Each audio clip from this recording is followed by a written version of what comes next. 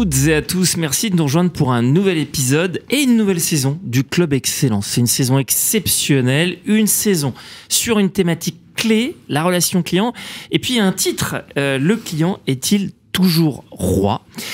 Bonjour Cyril, comment vas-tu? Bonjour Thibaut. Tu animes avec moi cette émission exceptionnelle sur la relation client. Qu'est-ce que t'en penses toi?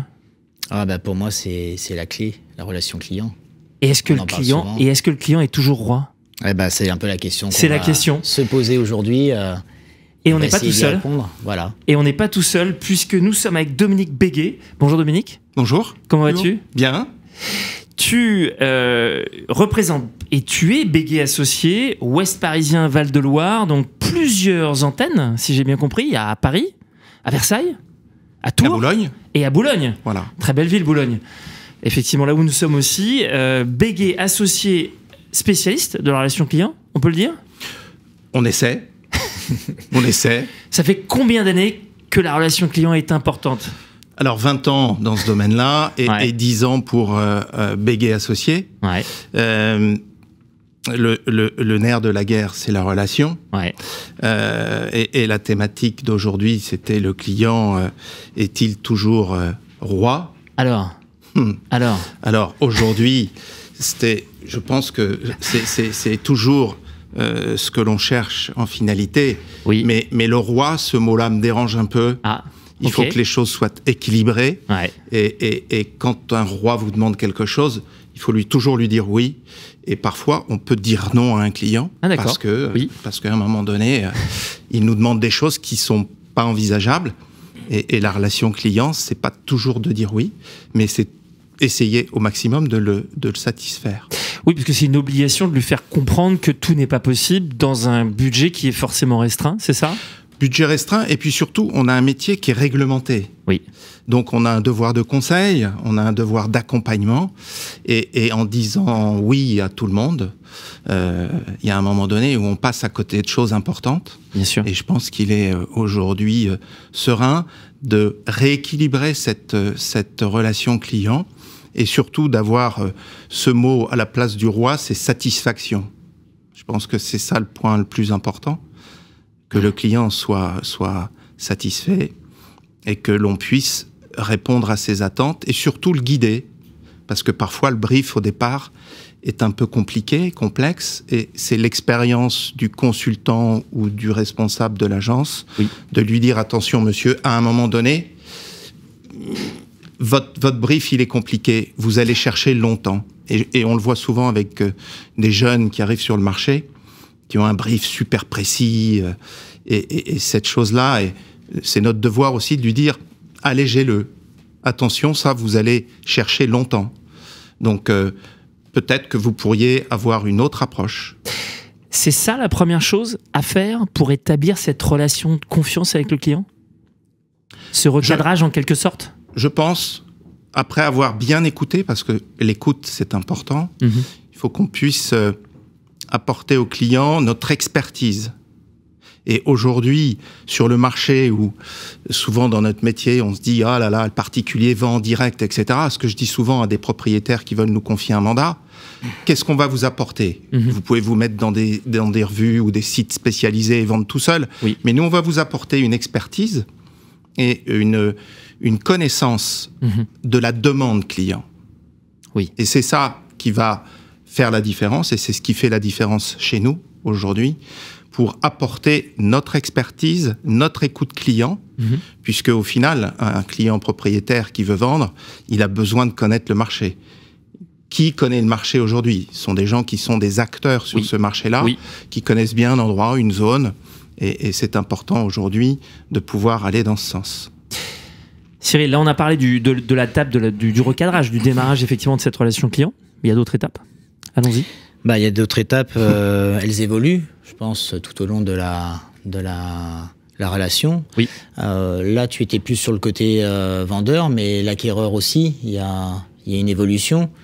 Est-ce qu'aujourd'hui, un client acquéreur, quand il vient te voir, il souhaiterait pas avoir le château de Cendrillon et au final, il achèterait pas la cabane de Robin des Bois? En fait, je veux tout simplement, ma question, c'est y a-t-il pas aujourd'hui une évolution réelle et concrète entre ce nouveau client qui vient jeune client qui vient et qui donne toute une liste de contraintes dans son acquisition, et quel est le rôle aujourd'hui pour l'accompagner et peut-être lui faire comprendre gentiment, puisque on dit il n'est pas forcément roi, que la réalité n'est pas celle-ci. C'est compliqué d'expliquer à quelqu'un qu'il n'est pas forcément dans les bons critères, c'est plus une question de budget. Comment tu opères cette évolution, cette explication, cet accompagnement? Parce que ça, c'est la relation avec l'acquéreur. Souvent, quand les briefs sont très... Je viens de la pub, donc le brief, je sais ce que c'est. Quand les briefs sont trop précis, trop pointus, ce qu'on invite souvent ce genre de clients à faire, c'est de faire du training, c'est-à-dire de venir sur le marché et de commencer à voir des biens qui correspondent en tout ou partie à leurs demandes et leurs exigences, et de les laisser faire leur chemin au fur et à mesure. Maintenant, je vois des clients qu'on rencontre au cours du temps, et parfois le temps peut être long, hein. On a des clients qui cherchent depuis 2 ans. Ces clients, c'est notre devoir à nous de professionnels de lui dire, attendez, votre brief, il est très précis, vous avez une démarche très structurée, et on le rencontre souvent il n'y a pas de critique, mais chez des ingénieurs ou des gens qui sont très baqués et qui restent dans un cadre très précis, et qu'à un moment donné, il faut assouplir ça. Et l'assouplissement, c'est avant tout de passer au-delà de la raison. Il faut qu'il y ait un peu d'émotion. Et dans l'habitat, puisque nous, on est spécialisé sur des biens familiaux, et quand le client vient chez nous, il cherche avant tout soit un très grand appartement ou une propriété ou une maison. À nous de l'accompagner dans cette démarche et de lui dire, attention, ce que vous cherchez, il y a trop de contraintes, mettez un peu d'humain dedans et laissez-vous aller, arrêtez de vous donner des barrières. Et c'est vrai qu'aujourd'hui, je trouve que le marché de l'immobilier, il est trop anxiogène avec tous ces DPE, etc. Et on a inquiété tout le monde. Alors c'est très bien, hein, il y a un cadre, on sait ce qu'on achète, etc. Et encore, ce serait un autre sujet, mais on ne va pas en débattre aujourd'hui. Mais ce cadre des contraintes législatives, notamment de ce fameux DPE dont on parle tous les jours, ça angoisse les gens. Et j'ai une anecdote, on a signé récemment une maison et ce cadre juridique a été le théâtre d'un pugilat entre les 2 notaires, parce qu'il y a une réglementation, un était plus souple que l'autre, et à un moment donné, je voyais les choses partir vraiment dans une atmosphère qui n'était pas la bonne. Je trouve que on a oublié dans l'immobilier de garder le côté sympathique, et on donne des règles très strictes, et il n'y a plus d'humain, il n'y a plus d'envie, il n'y a plus de spontanéité.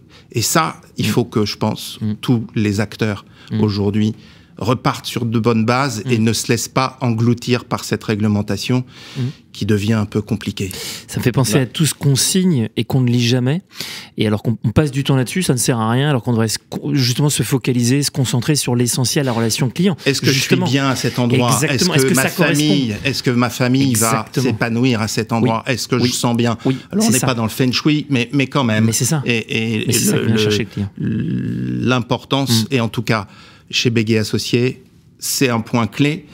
On a envie que le client soit content. Et on parlait de client, est-il toujours roi? Oui. C'est pas ça le roi, c'est est-ce que je suis content? Et est-ce que j'ai eu un bon accompagnement? Et comment ça se passe? Et ça, c'est l'essentiel? Oui, d'accord. Oui. Le client, encore le client. Satisfaction, c'est plus roi, c'est l'équilibre. Nous sommes conseil. Ouais. On doit avoir une relation équilibrée avec notre vendeur ou notre acquéreur. C'est là où ça se passe bien, et ça se passe avec le sourire. Dominique, merci beaucoup. Je vous en prie. On a tout dit. Dominique. Merci d'avoir été avec nous. Merci Cyril. Merci d'avoir nous éclairé ce sujet clé de la relation client. Je vous dis à toutes et à tous à très bientôt pour un nouvel épisode du Club Excellence. Merci.